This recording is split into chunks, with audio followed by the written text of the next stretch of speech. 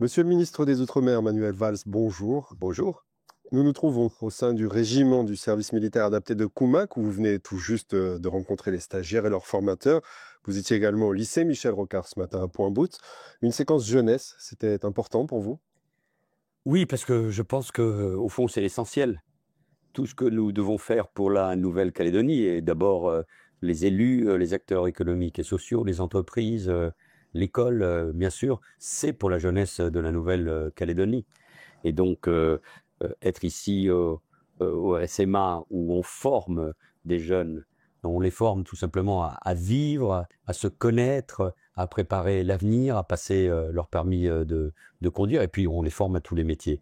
Et puis au lycée Michel Rocard, c'était émouvant pour moi de Bien me sûr. retrouver dans ce lycée Michel Rocard, lycée à la fois général et agricole. Et j'ai vu vraiment des jeunes calédoniens enthousiastes, se préparant à l'avenir. Et ça donne de la pêche, ça donne de l'envie, ça donne de l'optimisme.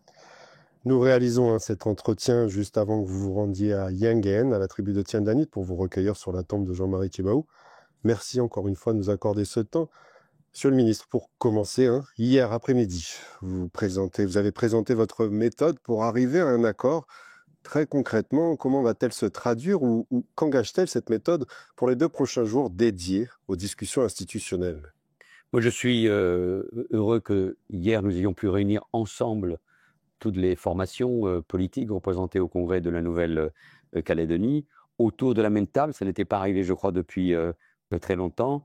Et j'espère que demain, nous les retrouverons aussi tout ensemble pour commencer une vraie négociation. Au fond, ma méthode, elle est relativement simple. C'est celle que m'a demandé le Premier ministre, François Bayrou. C'est le dialogue. Et le dialogue pour bâtir un compromis. Et un compromis pour faire en sorte que la paix revienne. Parce qu'il y a une urgence vraiment face au marasme économique et social, avec beaucoup de chômage, beaucoup d'inquiétude de la part des entreprises, beaucoup de richesse qui a été détruite, et face aux fractures de la société Oui. calédonienne. La signature d'un accord est-elle envisageable d'ici la fin de la semaine? Rien ne sera possible en Nouvelle-Calédonie sans un compromis politique. Je ne sais pas quand il doit intervenir, mais il ne faut pas que ça tarde trop. On prend le temps, il faut de la méthode. Mais s'il n'y a pas d'accord politique, il n'y a pas d'avenir pour l'économie. Et puis, le sang a coulé au mois de mai, au mois de juin dernier. Il y a des mots terribles qui ont été prononcés. Il y a du racisme, de la haine qui se sont imposés. Donc, d'une certaine manière, c'est un appel à la responsabilité de chacun et que ceux qui ne voudraient pas d'un accord, il faut être conséquent, nous disent pourquoi ils ne veulent pas et surtout disent aux citoyens de la Nouvelle-Calédonie pourquoi ils refuseraient un accord, alors que je crois franchement qu'on peut se mettre d'accord sur un certain nombre de principes et de réformes. Justement, monsieur le ministre, l'accord de Nouméa intégrait une dimension sociétale. Il prévoyait de créer une citoyenneté calédonienne. Mais il y a un sentiment d'échec avec le boycott du 3e référendum. Et le 13 mai dernier, notamment, que devrait, selon vous, intégrer le nouvel accord pour réussir à penser une société plus unie, qui soit plus inclusive? D'abord, je pense que beaucoup de choses ont été faites. Moi, je ne peux pas porter qu'un regard négatif Mmh.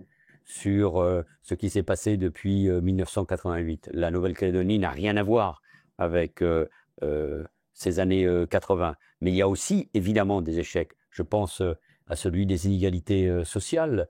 Je pense évidemment à la question de la jeunesse, nous l'avons évoqué. Mais avant de parler de l'accord lui-même, travaillons, c'est ce que nous allons faire, c'est ce que j'ai proposé sur 3 axes. Le lien avec la France, et on doit parler donc de décolonisation, du droit à l'autodétermination, qui est un droit international et constitutionnel, de la citoyenneté calédonienne, et donc du corps électoral. Voilà, c'est le noyau dur, c'est le plus difficile, mais il faut avancer. Ensuite, il faut parler de la gouvernance, c'est-à-dire au fond des compétences entre la Calédonie, les provinces et les communes. J'ai vu beaucoup de On va y maires, venir, oui. ils sont tous très demandeurs d'avoir plus de compétences, et puis de ce contrat social, comment on vit ensemble, comment on se projette dans l'avenir et sur la jeunesse. Donc, mon approche est simple, c'est un dialogue ouvert et sans tabou, dans le respect de chacun. On a eu des réunions bilatérales à Paris, hier à Nouméa, là nous aurons des plénières, et puis que chacun assume ses responsabilités. Nous sommes dans un moment historique, donc tout le monde doit s'engager. Et l'État je l'ai dit depuis que je suis arrivé, qui est là pour soutenir l'économie. Nous en dirons un mot. Nous sommes au rendez-vous pour assurer la protection de tous, la sécurité grâce à la gendarmerie, à la police et la justice. Mais l'État est là pour favoriser le dialogue, mais nous prenons nos responsabilités. Je suis avec Éric Thiers, le conseiller spécial du Premier ministre, et nous prenons nos responsabilités pour, au fond, amener les uns et les autres, non pas les forcer, mais à un accord pour le bien de la Nouvelle-Calédonie. Nous prenons, peut-être qu'au cours de ces dernières années, on a voulu, au fond, à chaque fois trouver les synthèses, et c'est normal, entre les différentes forces politiques, et l'État était un peu en spectateur.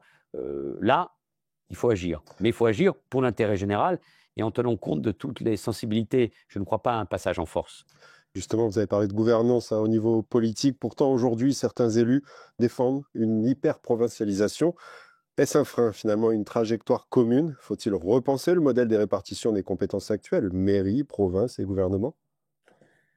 Moi, j'ai posé un principe ou un double principe pour la Nouvelle-Calédonie. D'abord, le principe qui s'impose à tous, c'est que la Calédonie doit rester unie et indivisible. Et puis ensuite, un deuxième principe, c'est celui de la solidarité. Et puis, au fond, il y a aussi une diversité, donc une différenciation. Les provinces ne font pas tout au même rythme, et nous le savons. Et la province sud est tout particulièrement dynamique parce que c'est là où se concentre 75% de la population et la richesse. C'est pour ça qu'il faut de la solidarité avec les autres provinces. Donc moi, je suis ouvert, et évidemment, à une différenciation, à ce qu'il y ait plus de compétences pour les communes, pour la province sud, en matière de fiscalité, de développement économique. Mais avant, il faut redresser les finances publiques. C'est pour ça que l'État est au rendez-vous, notamment pour la reconstruction des bâtiments scolaires et des bâtiments publics qui ont été détruits. Nous mettons l'État 200 millions de subventions, et ça va être une bonne chose aussi pour le secteur du bâtiment et des travaux publics, et donc pour l'emploi. Il faut que l'économie redémarre. Donc nous sommes au rendez-vous. Voilà, ce sont ça les principes. Faisons vivre la Nouvelle-Calédonie, mais que déjà tout le monde assume ses compétences. Elles sont nombreuses. Il n'y a pas un territoire de la France qui ait autant de compétences et d'autonomie que la Nouvelle-Calédonie. Parlant de compétences, une question à présent sur le nickel, Monsieur le Ministre. La filière est en grande difficulté, l'usine KNS a fermé, les deux autres sont en sursis. Un pacte nickel avait été présenté pour soutenir l'industrie, mais nos élus ne l'ont pas adopté. Vous parlez désormais d'un plan de transformation de la filière nickel. Quelles concessions fait-il par rapport au pacte nickel, et êtes-vous prêt à renoncer à certaines contreparties?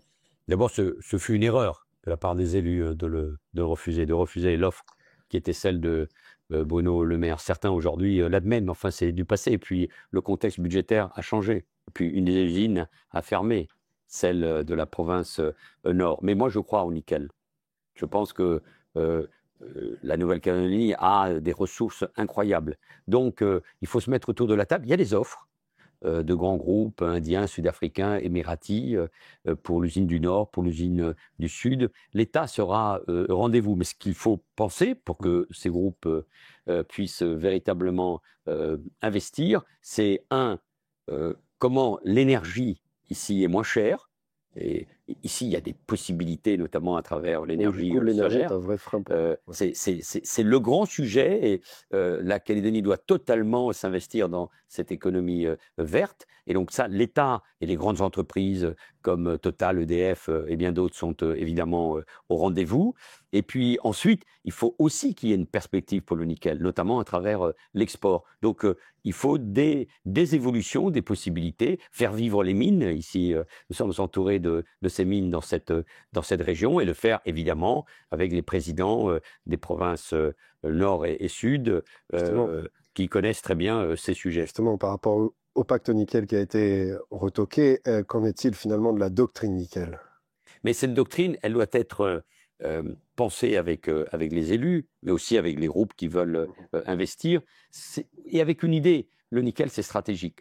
Pour la Nouvelle-Calédonie, pour son développement, pour son rayonnement dans cette région du Pacifique, mais aussi pour la France. On parle d'un minerai qui est stratégique. C'est au fond la meilleure démonstration du lien qui va rester entre la Nouvelle-Calédonie et la France. Mais il faut regarder aussi le monde tel qu'il est. C'est la concurrence. Donc pour faire baisser les coûts, il faut une énergie pas chère. Et puis, il faut une politique d'exportation, en tout cas en grande partie, qui permette au nickel de se développer. Mais je vous donne mon avis. Nous y travaillons encore cette semaine. J'ai plusieurs réunions à ce sujet et j'espère que nous y arriverons. Mais ce que je veux dire aux acteurs de la filière nickel et aux Calédoniens, c'est que la France, l'État, le gouvernement seront présents pour aider, pour trouver des solutions. Je rappelle que l'État continue à subventionner cette filière, notamment sur une usine.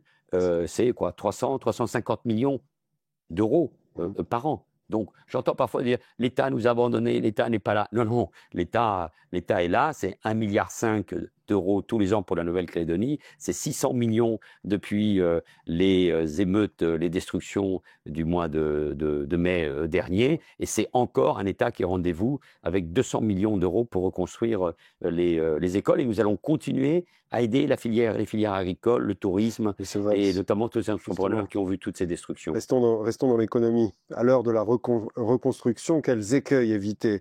Maintenir une économie de comptoir, de défiscalisation et des exonérations ne risque-t-il pas d'entretenir la vie chère? C'est une excellente question. L'aide qu'apporte l'État aux collectivités comme aux entreprises doit avoir son corollaire, des réformes. Et je pense notamment à celle de la fiscalité. Elle doit être plus dynamique. Alors il faut faire attention, ce n'est pas le moment de l'augmenter, ce n'est pas le moment de casser toute possibilité de reprise, mais il faut évidemment des réformes. Puis il faut s'ouvrir, il y a des filières. Enfin, on a beaucoup parlé d'agriculture ce matin.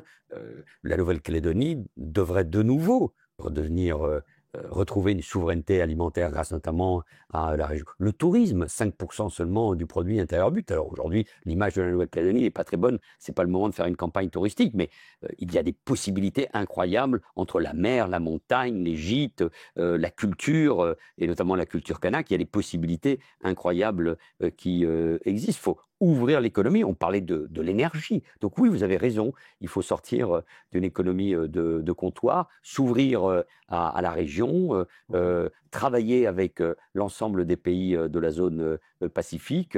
Il y a de grandes opportunités et c'est le moment plus que jamais que les élus et les acteurs économiques prennent leurs responsabilités. Monsieur le ministre, et ce sera notre dernière question rapidement. Vous dites être à la hauteur du moment, chacun doit faire un pas vers l'autre, une semaine décisive donc. Mais certains de nos politiques vont à bas coût, d'autres vous invectivent des méthodes peu républicaines. Notre classe politique est-elle à la hauteur de l'enjeu? Bon, je ne peux pas la juger, je ne peux pas la décrier. Vous savez, les responsables politiques sont tous très décriés. Chacun a le droit de penser ce qu'il veut, mais en revanche, être complice d'un État, l'Azerbaïdjan, proche de la Russie, qui joue contre les intérêts stratégiques de la France, ça c'est impossible. Nous ne laisserons pas passer. Et je l'ai dit, les élus qui se prêtent à ce jeu trouveront une réponse très déterminée du gouvernement de la France. Et à tous les autres, je leur dis, moi je leur tends la main, discutons ensemble, discutez entre vous. L'État est là pour aider et pour permettre cet accord politique, ce retour à la paix, empêcher la violence et donner à cette jeunesse, mais d'une manière générale à tous les Calédoniens, un avenir. Manuel Valls, ministre des Outre-mer, merci pour cet échange. Merci à vous. Et je tiens à remercier également le RSMA de Koumak pour nous avoir permis de réaliser cet entretien avec le ministre des Outre-mer. Et je remercie également l'équipe technique de Calédonia pour leur travail.